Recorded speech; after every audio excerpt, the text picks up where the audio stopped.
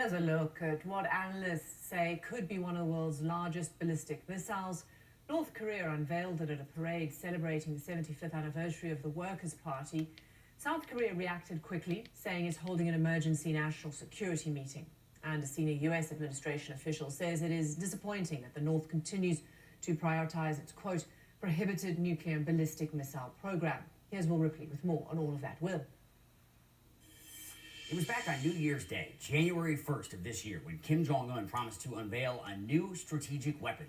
That, of course, was just before the COVID-19 pandemic ground the world to a halt and left the hermetically sealed Hermit Kingdom more isolated than ever. Now we're getting our first look at what many analysts believe is that weapon, one of the world's largest ballistic missiles. Look at this thing. Look at how tiny the people are next to it. It's massive. And it's carried by an 11-axle truck at the climax of an almost 2-hour military parade in the North Korean capital, Pyongyang. Now, I've covered these parades many times over the last several years, and they always seem to bring out the missiles at the very end. They do it for the drama. It is incredibly dramatic. The ground is actually shaking beneath your feet as they pass by. Experts are telling us this missile right here could potentially carry multiple warheads, only increasing the threat to the mainland United States, despite dozens of love letters exchanged by President Trump and Kim Jong-un. That's Trump's words, by the way, not mine. This is the kind of thing that North Korea typically would love to showcase to the foreign media, including CNN. I mean, we get invited in almost every year.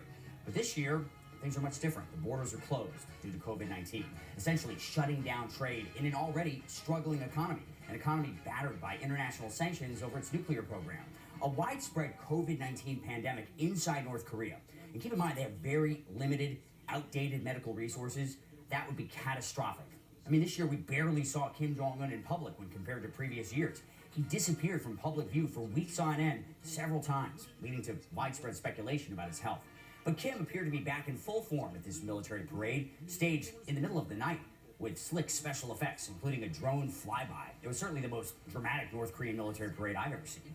Perhaps the most drama, though, came from Kim himself. You see him there dressed in a gray suit, and he appeared to be almost crying, maybe even sobbing at times, tears rolling down his cheeks as he thanked the North Korean people for their hard work during exceptionally hard times. North Korea has been absolutely battered this year.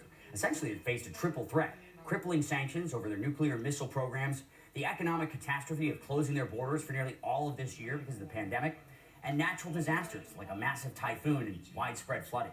Things have gotten so bad in North Korea that Kim did something that his father and grandfather never would have. He admitted that his economic plans were a failure, and his people, millions of them, already barely scraping by, are suffering. That suffering was reflected in Kim's face, and it was echoed by the audience, as many people could be heard crying right along with him.